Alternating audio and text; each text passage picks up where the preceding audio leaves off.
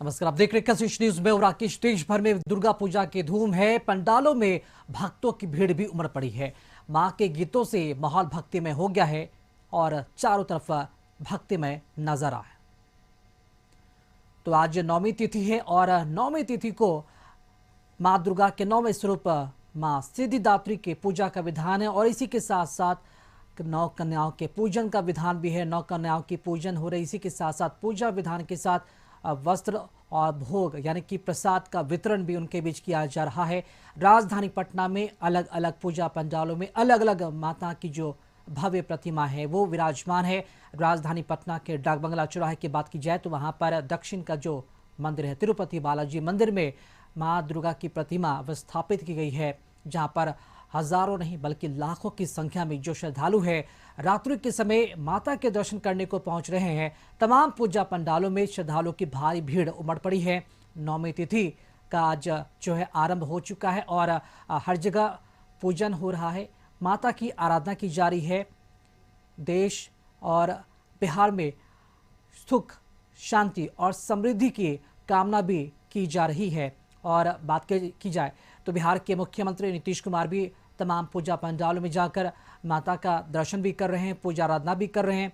बिहार के पूर्व सीएम और आरजेडी चीफ लालू प्रसाद यादव भी पटना के डाक बंगला चौराहा पहुंचे थे और वहां पर उन्होंने माता की आराधना की, आरती की, पूजा की और सुख, चैन व देशवासियों को उन्होंने नवरात्र की शुभकामनाएं भी दी है। तो पूजा पंडालों में आज सुबह से ही जो श्रद्धालुओं की जो भारी भीड़ है वो देखने को मिल रही है। राजधानी पटना, पूरे बिहार, झारखंड की जो तस्वीर है कशिश न्यूज आपको लगातार दिखा रहा है और ये भी बता रहा है कि किस तरह माता की भक्ति में जो श्रद्धालु है पूरी तरीके से लीन है। और ये जो छठा है, अद्भुत छठा, माता की जो दर्शन दे रहे पूरे देश भर में यही तस्वीर सामने आ रही है।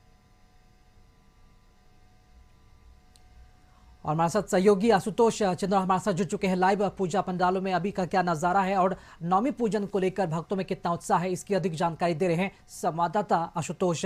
आशुतोष, जरूर जानना चाहेंगे नौमी तिथि को लेकर भक्तों में कितना उत्साह है। कन्या पूजन का भी आज विधान होता है, तो क्या नजारा आज पूजा पंडालों में?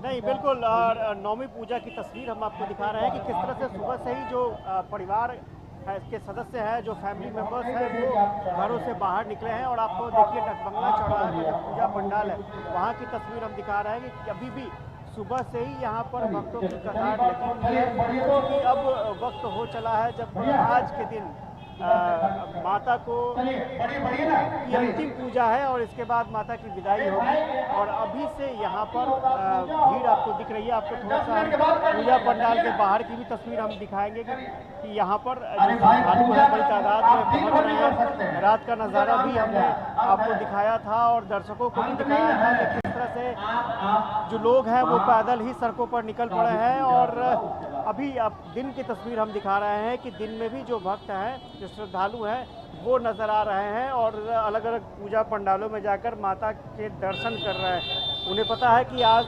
अंतिम दिन है और आज के बाद फिर माता की विदाई होगी। ये डाक बंगला चौराहे की तस्वीर हम दिखा रहे हैं और काफ़ी भव्य, काफ़ी आकर्षक मंदिर का स्वरूप, तिरुपति बालाजी मंदिर का स्वरूप दिया गया है इस पंडाल में। और यहाँ पर ये ख़ास तौर से ये डाक बंगला चौराहे की बात इसलिए भी अहम हो जाती है कि जितने भी वीवीआईपी पर्सन हैं वो यहाँ पर पहुँचते हैं, आते हैं माता के दर्शन करने के लिए। वो तस्वीर भी हमने आपको दिखाई थी कि नीतीश कुमार, लालू प्रसाद यादव भी अपने परिवार के साथ पहुँचे थे माता के दर्शन के लिए। और उसके बाद जो भक्त हैं, भक्तों की कतार यहाँ पर दिन हो रात हो लगभग कमोबेश एक जैसी परिस्थितियाँ दिखती हैं, चूँकि अभी पूजा का वक्त है और हवन हो रहा है और हवन के बाद पूजा समाप्त हो जाएगी। और जो भक्त हैं, श्रद्धालु हैं, आज उनके लिए आखिरी दिन है और आखिरी दिन में वो ये कोशिश करेंगे कि ज़्यादा से ज़्यादा पंडालों तक पहुंच पाएँ और ज़्यादा से ज़्यादा बड़ी तादाद में माता के दर्शन कर सकें। तो ये तस्वीर हम दिखा रहे हैं आपको।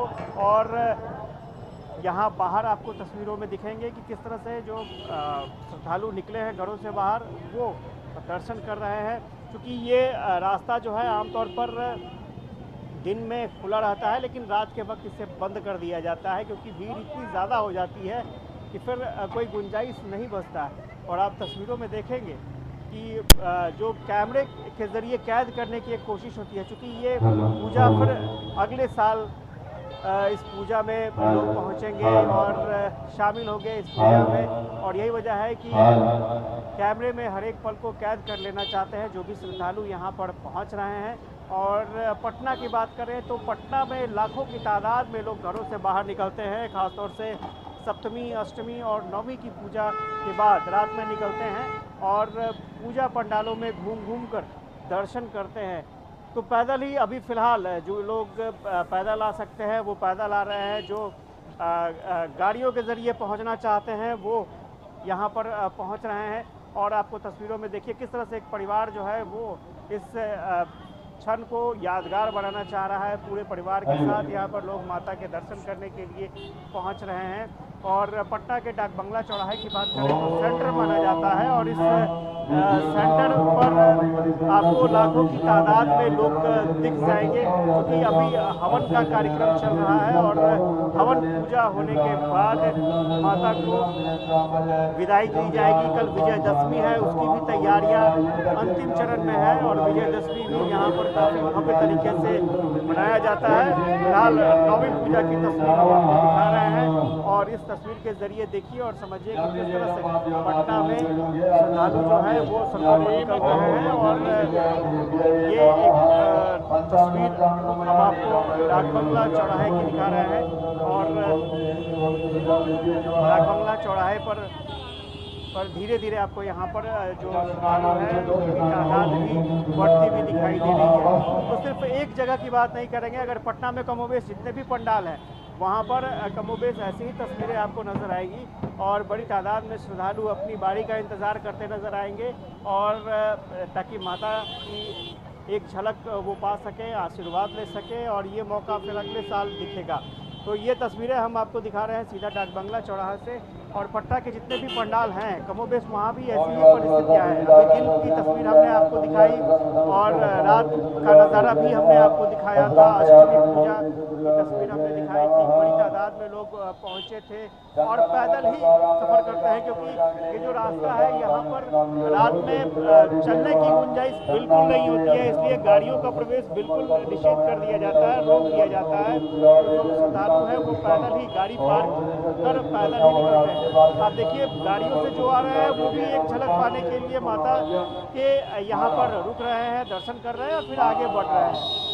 तो ये हालात है पटना के, और ख़ास तौर से दुर्गा पूजा को लेकर के जो पूजा समितियां हैं वो बड़े पैमाने पर तैयारी भी करती हैं, और काफ़ी लंबे समय से पूजा पंडाल भी बनाए जाते हैं। 4-4, 6-6 महीने का वक्त लगता है, क्योंकि एक जो थीम होता है उस थीम पर पूजा पंडाल बनाए जाते हैं। आप थीम देखिए यहाँ पर किस तरह से थीम के अनुसार यहाँ पर पूजा पंडाल बनाए गए हैं। तिरुपति बालाजी मंदिर का ये थीम लिया गया है, और इसको बनाने में 4 से 5 महीने का वक्त लगा था, और उसके बाद जाकर के ये पंडाल तैयार हो पाया है।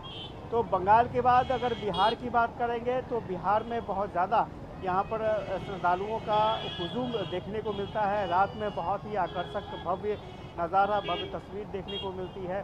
और अभी भी आप देखिए अंदर की अब तस्वीर दिखाएंगे कि किस तरह से जो श्रद्धालु है वो अपनी बारी का इंतज़ार कर रहे हैं, ताकि उनका समय आए और वो भी माता के दर्शन कर सकें,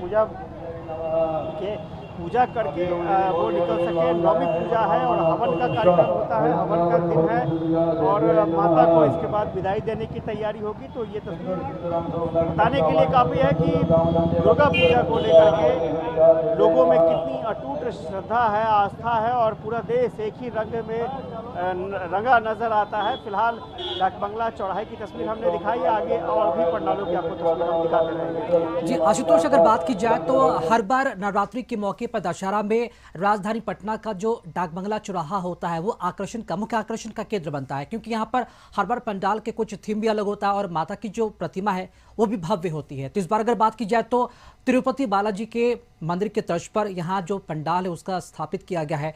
चूंकि बात की जाए तो दूर दराज से लोग भी पहुंचते, लाखों की संख्या में लोगों की मौजूदगी रात के वक्त होती है। लोग भ्रमण करते हैं, पूजा पंडाल में दर्शन करते हैं डाक बंगला चौराहे पर। तो रात के वक्त जब भीड़ बढ़ती है तब प्रशासनिक व्यवस्था, सुरक्षा कितनी बढ़ जाती है ताकि लोगों को किसी तरह की कोई असहूलियत ना हो।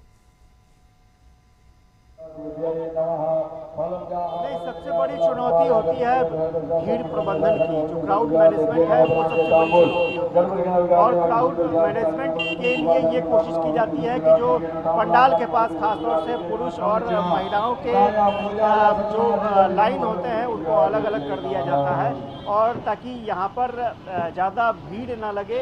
और सबसे बड़ी बात होती है कि डेपुटेशन की जाती है, प्रशासनिक पदाधिकारियों की नियुक्ति की जाती है और पुलिस की नियुक्ति की जाती है। 600 से ज़्यादा मजिस्ट्रेट तैनात किए गए हैं इस पूजा को सफल बनाने को लेकर के पटना में खासतौर से, और उतनी बड़ी तादाद में पुलिसकर्मियों को लगाया गया है। फुलवारी शरीफ और पटना सिटी काफ़ी सेंसिटिव एरिया माना जाता है, इसलिए वहाँ पर रैपिड एक्शन फोर्स लगाए गए हैं ताकि शांतिपूर्ण पूजा हो सके, कठिनाई न हो। तो स्वाभाविक तौर पर जितनी बड़ी तादाद में यहाँ पर लोग जुटते हैं उनको संभालना एक बहुत बड़ी चुनौती होती है, और यही वजह है कि इसके लिए प्रशासनिक महकमे की तरफ से भी लगभग 1 महीने पहले से तैयारी शुरू की जाती है, और सारे गाइडलाइंस जो पूजा पंडाल है उनको बताए जाते हैं। जैसे अग्निशमन की विशेष व्यवस्था होनी चाहिए, जो इलेक्ट्रिसिटी अगर बिजली कनेक्शन ले रहे हैं पंडाल तो बिजली कनेक्शन बेहतर तरीके से एडजस्टेड होने चाहिए ताकि कोई भी दुर्घटना की कोई आशंका न रहे।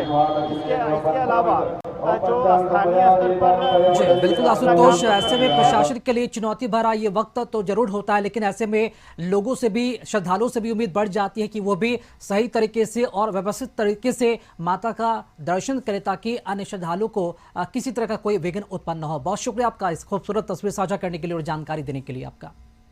और यहाँ रुकेंगे एक छोटे से अंतराल के लिए, रुकेंगे और लौटेंगे जल्द।